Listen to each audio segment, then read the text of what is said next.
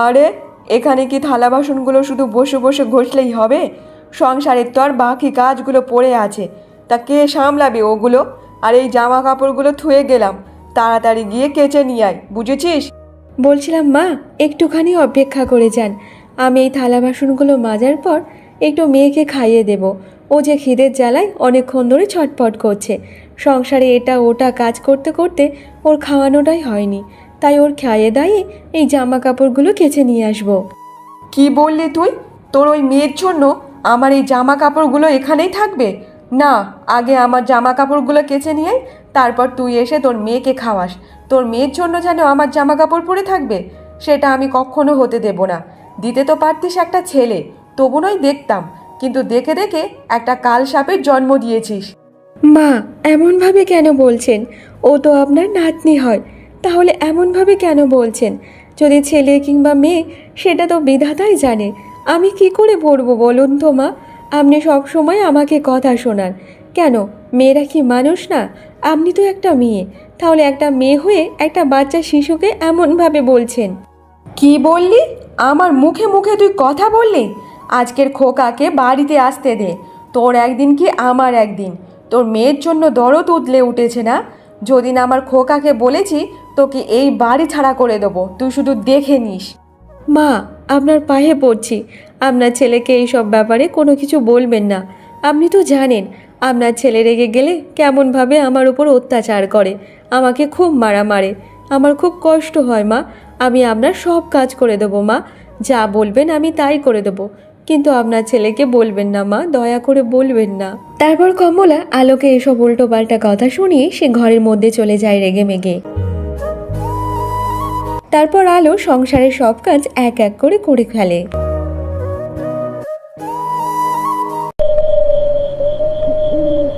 রাত হয়ে যাওয়ার পর পলাশ সে কাজে থেকে বাড়িতে ফিরে আসে।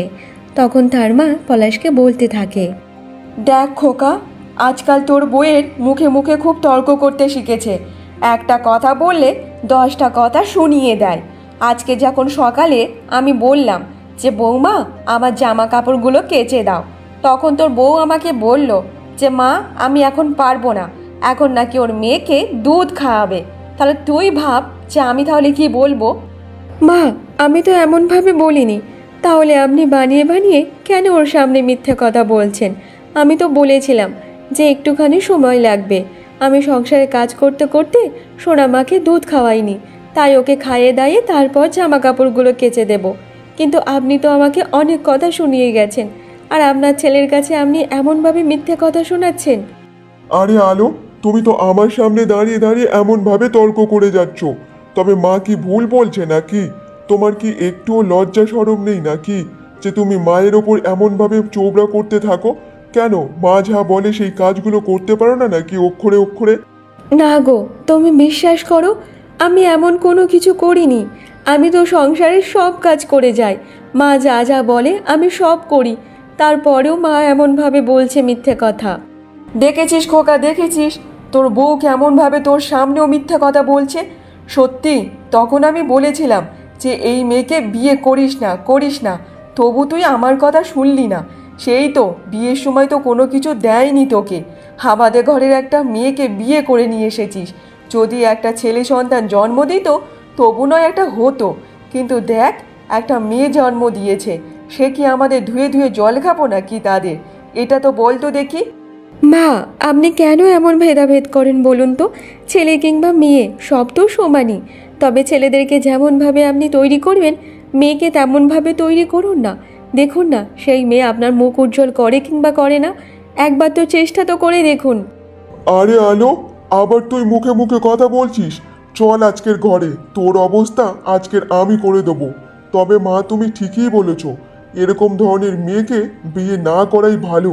ভিখারি ঘরের মেয়েকে বিয়ে করে আমি আমার জীবনের সব থেকে বড় ভুলটা করেছি মা, বড় ভুল করেছি। আলো, চল আমার সাথে, আজকে তোর অবস্থা খারাপ করব। তারপর পলাশ আলোকে ঘরের মধ্যে নিয়ে যায়। আমাকে মেরো না, আমি আর কোনো কথা বলবো না, আর কিছু বলবো না। আমি তোমাদের সব কাজ করে দেবো, তোমাদের বাড়ি যা যা কিছু হয় সব করে দেবো। আমাকে মেরো না, আমার যে খুব কষ্ট হয়, মেরো না আমাকে। মার খোকা, আরও মার। এই মেয়েকে দেখলে আমার গা পিত্তি জ্বলে ওঠে। এই ভিখারি ঘরের মেয়েটাকে মেরে মেরে মেরে ফেল, যদি আমার বুকের জ্বালাটা শান্ত হয়। দেখলে যেন গা পিত্তি জ্বলে যায়। মার মার, আরও মার। পরদিন সকাল থেকে আলো সব বাড়ির কাজ এক এক করে করছিল, কিন্তু পলাশ একটা মেয়েকে বিয়ে করে নিয়ে ঠিক দুপুরবেলা চলে আসে। আরে তুমি এটা কাকে সঙ্গে করে নিয়ে এসেছো? আর এমনভাবে গলায় মালা টালা পরে কেন আছো? এই মেয়েটা হচ্ছে চামেলি, আমি ওকে বিয়ে করেছি। আজকেকার পর থেকে ও আমার বাড়িতেই থাকবে, আর ও আমার স্ত্রী। এই কথাটা শোনার পর আলো অনেক অবাক হয়ে যায়, আর সে কাঁদতে কাঁদতে বলতে থাকে, আরে এটা তুমি কি করেছো? একবারও আমাদের কথা ভাবলে না?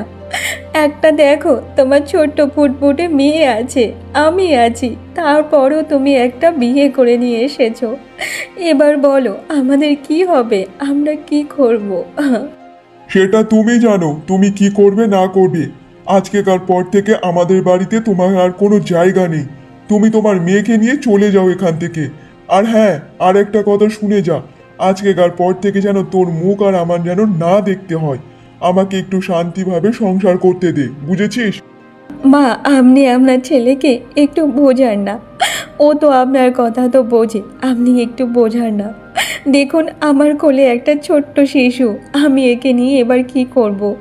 তাহলে ও বাবার পরিচয়ে কিভাবে বাঁচবে? মা, আপনি তো জানেন সব কিছু। তাহলে আমি কি করব মা? এমনভাবে আমাকে তাড়িয়ে দেবেন না মা, তাড়িয়ে দেবেন না। আরে এ কাল লাগেনি, এতদিন পর আমার ছেলে একটা ভালো কাজ করেছে। আমি আমার ছেলের পাশে আছি। সব সময় তোর আর মুখটা দেখতে হবে না আমায়। যা যা, এবার যা, তোর ব্যাগ পায়টা নিয়ে সব এখান থেকে গুটিয়ে কেটে পড়। তোর মুখটা যেন আর না দেখি আমরা। এতদিন পর আমার ছেলে একটা ভালো কাজ করেছে। যা দেখি যা। আলো অনেকবার করে সবাইকে অনুরোধ করে, কিন্তু তার কথায় কেউ কান দিচ্ছিল না। সবাই তাকে ঘাড় ধাক্কা দিয়ে বাড়ি থেকে বের করে দেয়।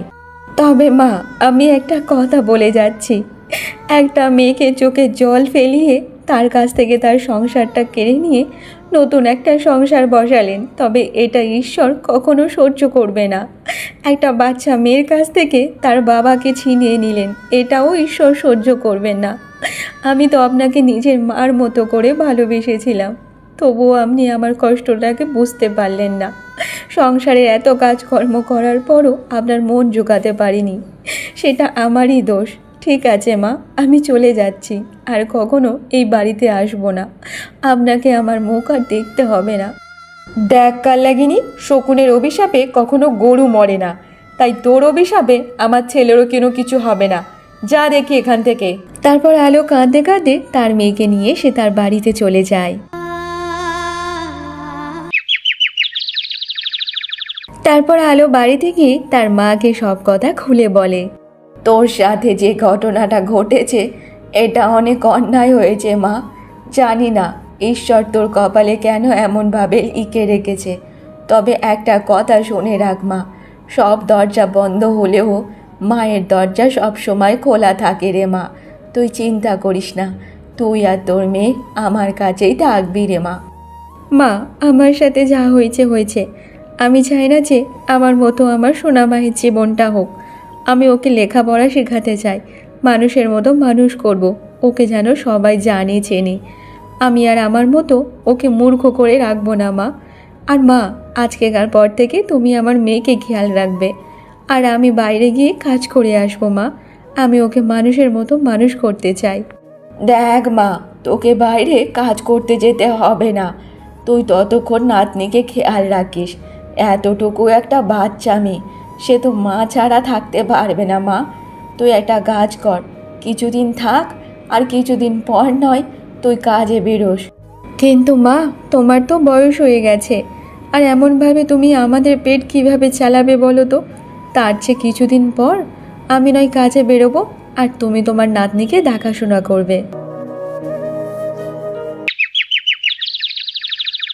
অন্যদিকে কমলা সকালে রান্নাঘরে যাচ্ছিল, আর যেতে যেতে সে পা স্লিপ করে ওখানেই পড়ে যায়। ওরে বাবা রে, ওরে বাবা, আমার যে কোমরটা ভেঙে গেল রে। কে কোথায় আছিস, তাড়াতাড়ি আয়। বুঝতে পারছি না এই রান্নাঘরে কে জল ফেলে চলে গেছে। ওরে বাবা রে, আমার কোমরটা গেল রে এই বয়সে। কমলের আওয়াজ শুনে তার ছেলে বৌমারা তার কাছে আসে। আরে মা, তুমি এমন ভাবে মাটিতে পড়ে আছো কেন? তোমার আবার কি হয়েছে বলো তো? এই সাত সকালবেলা চিৎকার করে করে ডাকছো। হ্যাঁ মা, আপনার এই চিৎকারে আমার ঘুমের 12টা বেজে গেছে। আমি এত সকাল সকাল ঘুম থেকে উঠি না, শুধু আপনার চিৎকার শুনে শুনে এত সকালবেলা আমার ঘুম থেকে উঠতে হয়েছে। তা বলুন তো দেখি কি হয়েছে আপনার? আমি কি আর সাদে এখানে পড়ে আছি? জানি না রান্নাঘরের মেঝেকে জল ফেলে রেখেছে, তাই তো পা স্লিপ করেই পড়ে গেছি। বাবা, আমি কি এমনি এমনি পড়ে আছি নাকি? কেন মা, এই বয়সে কি চোখের মাথা খেয়ে বসেছেন নাকি? একটু দেখে হাঁটলে কি হতো? যদি একটু পায়ের নিচে দেখে দেখে হাঁটতেন তাহলে তো আজকে এমনভাবে পড়ে যেতে হতো না। কি আর বলবো, একটু দেখে হাঁটবে না আর শুধু খোকা খোকা করে চিৎকার করে ভারী মাথায় করবে, যত সব। তার নতুন বৌমার কথা শুনে কমলার অনেক কষ্ট লাগে, কিন্তু সে কোনো কথা বলে না। শুনুন মা, আমি ঘুম থেকে উঠলে সঙ্গে সঙ্গে আমার চা চাই। আপনি একটা কাজ করুন তো, আমার জন্য তাড়াতাড়ি 1 কাপ চা বানিয়ে নিয়ে আসুন। আমার আবার চা না খেলে ঘুমটা ঠিকঠাকভাবে কাটে না। আপনি যান, তাড়াতাড়ি আমার জন্য একটা চা করে নিয়ে আসুন তো। এইসব বলে তার ছোট বৌমা ওখান থেকে চলে যায়, কিন্তু পলাশ সে কোনো কথার উত্তর দেয় না। ভেবেছিলাম ছেলেকে বড় ঘরের একটা বিয়ে দিয়ে একটু শান্তিতে থাকতে পারবো, কিন্তু তার সেই উপায় আছে? এইবার দেখো আমাকে সব কাজ এক এক করে করতে হচ্ছে। দূর, আর ভালোই লাগে না। এই একে পড়ে গিয়ে আমার কোমর টোমর যন্ত্রণা হচ্ছে, তার ওপর নতুন বইয়ের চা বানিয়ে নিতে হবে। কি ভাগ্য করে আমি জন্মেছি। দেখতে দেখতে এমনভাবে আরো বেশ কিছুদিন কেটে যায়। আরে বৌমা, এ তুমি কোথায় যাচ্ছ বলো তো? আর এত ছোট ছোট জামা কাপড় পরে তুমি রাস্তায় বেরোবে? তুমি তো একটা বাড়ির বউ, তাহলে এত ছোট ছোট জামা কাপড় পরে কোথায় যাচ্ছ বলো তো? গ্রামের লোকজন দেখলে তো ছি ছি করবে। দেখুন মা, আমি গ্রামের লোকেদের খাইও না পড়ি না যে ওরা যেটা বলবে সেটা আমাকে শুনতে হবে। তবে আপনি একটা কথা কান খুলে শুনে নিন, আপনার কথাও আমি শুনবো না। আমার যেটা মন হবে আমি সেটাই করব। আর আমি একটু বন্ধুদের সাথে পার্টি করতে যাচ্ছি, এটা নিয়ে আপনি আপত্তি করবেন না, কারণ আমার ইচ্ছা আমি যা খুশি সেটাই করতে পারি। আর এমনিতে আপনার ছেলে তো সব কিছু জানে, জেনে শুনেই তো আমাকে বিয়ে করেছে, তাহলে এখন কেন আপনি আপত্তি করছেন? আরে বৌমা, তুমি তো ভালোভাবেই জানো মা, এটা গ্রাম, আর গ্রামের মানুষজনরা একটা কথা অনেক রকমভাবে দেখে। আর তুমি একটা বাড়ির বউ, যদি বাড়ির বউ হয়ে এরকম ছোট ছোট ড্রেস পরে বাইরে বেরো, তাহলে গ্রামের লোকজন তো 10 কথা তো বলবেই মা। দেখুন মা, আমি আগেও বলেছি, এখনো বলছি, আমি কারো কথা কোনো শুনে চলতে পারবো না। আমি যেমন তেমনইভাবে চলবো, আমি যেটা পছন্দ করি সেটাই করব। আর আপনার কথাও শুনে চলতে পারবো না। আর হ্যাঁ, আপনার সামনে দাঁড়িয়ে দাঁড়িয়ে বাজে কথা বলার মতো আমার সময় নেই। আমার সময়ের দাম আছে, বুঝতে পেরেছেন? এখন আমি যাই, আমার বন্ধুরা যে আমার জন্য অপেক্ষা করছে। এইসব কথা বলে চামেলি ওখান থেকে চলে যায়। খোকা যে কি একটা মেয়েকে বিয়ে করেছে তা কে জানে। আমার যে টাইমে টাইমে ওষুধগুলো খেতে হয়, সেই টাইমে টাইমে ওষুধগুলো আমার খাওয়া হচ্ছে না। আগে যখন বড় বৌমা ছিল তখন আমার টাইমে টাইমে সব ওষুধ আমার ঠিকঠাক খাওয়া হচ্ছিল, আর এখন যে আমার সব কিছু মাথার ওপর উঠে গেছে, এই বৌমাটা আমার কোনো কথা শোনে না। দূর, আর ভালোই লাগে না। এমনভাবে বেশ কিছুদিন চলতে থাকে। চামেলি বারবার সে ছোট ছোট ড্রেস পরে তার বন্ধুদের সাথে পার্টি করতে যেত এবং তার শাশুড়ি মাকে দিয়ে বাড়ির সব কাজ করাতো। সে কোনো কাজকর্ম করতো না।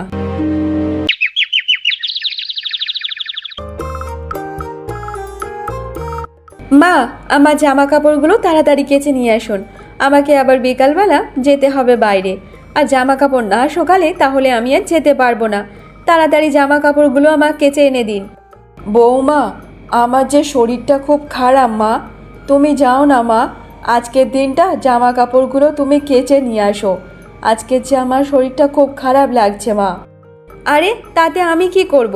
যে আপনার শরীর খারাপ না খারাপ সেসব আমি দেখতে যাব না। আর বাড়িতে আমার জন্য একটা কাজের লোক কেন রাখেননি? আমার বাপের বাড়িতে আমার জন্য অনেকগুলো কাজের লোক থাকতো, আমার সব কাজ করে দেওয়ার জন্য। আর এখানে তো কিছুই নেই। আপনি তাড়াতাড়ি যান আর আমার জামা কাপড়গুলো তাড়াতাড়ি কেচে নিয়ে আসুন তো দেখি। আমি আপনার কোনো কথা শুনতে চাই না। কিন্তু মা, তুমি একবার আমার কথাটা বোঝার চেষ্টা করো। আমার যে খুব শরীর খারাপ মা, খুব শরীর খারাপ। আজকের দিনটা তুমি একটা কাজ করে নাও না মা, একটা সংসারের কাজ করলে কি হবে?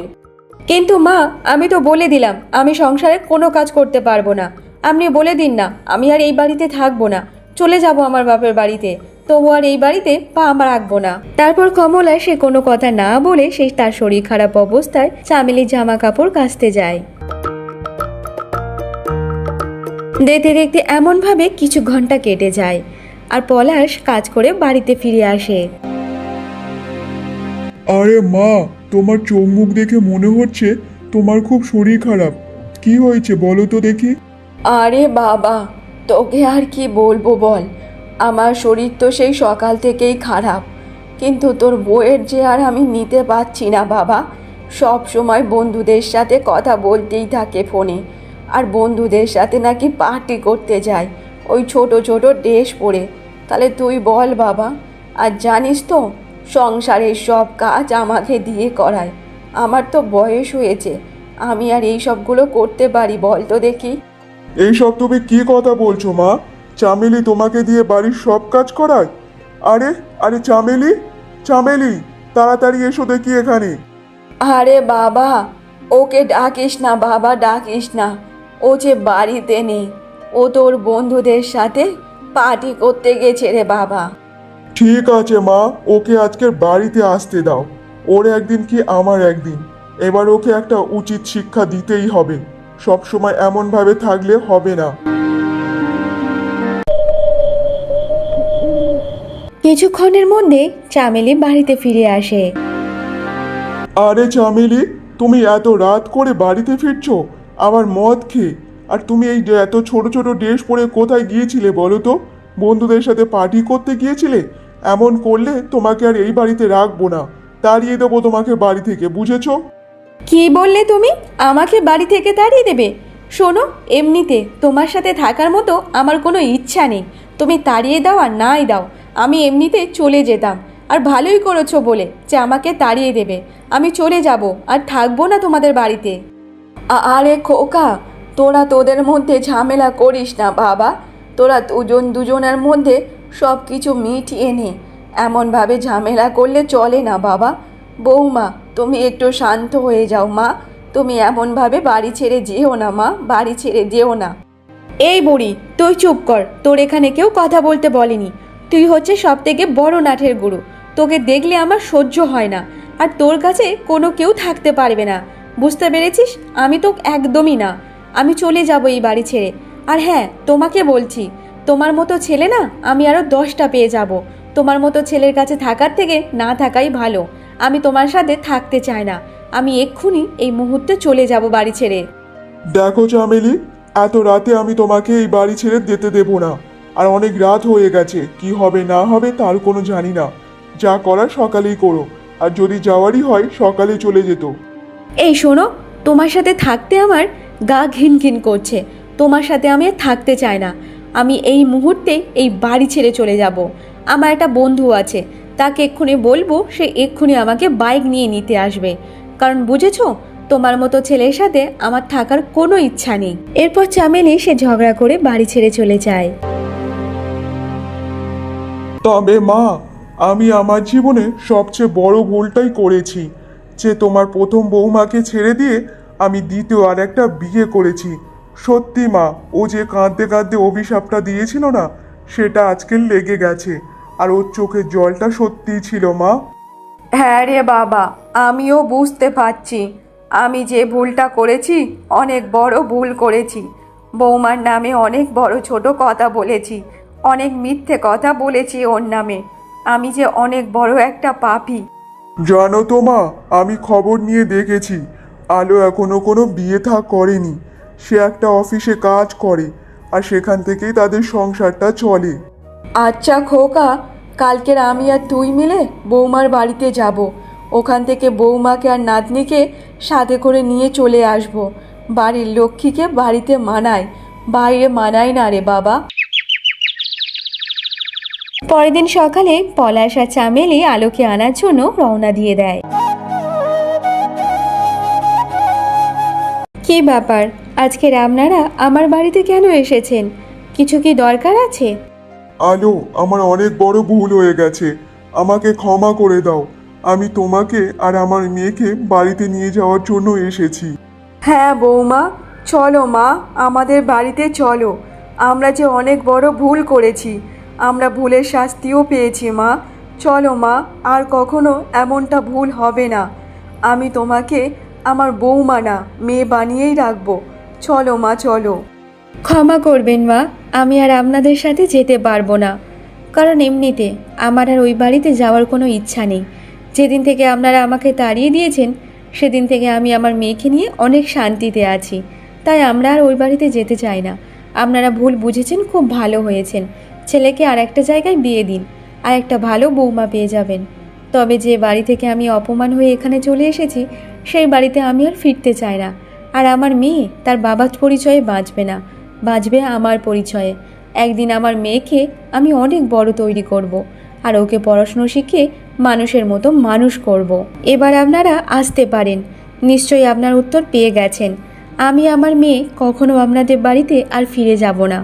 আমরা নতুন করে বাঁচতে শিখেছি, তবে ওই বাড়িতে আর কখনো যাব না। পলাশ আর কমলা ভুলটা বুঝতে পারলেও তারা অনেক দেরি করে ফেলেছে। তারপর তারা নিরাশ হয়ে বাড়িতে চলে যায়।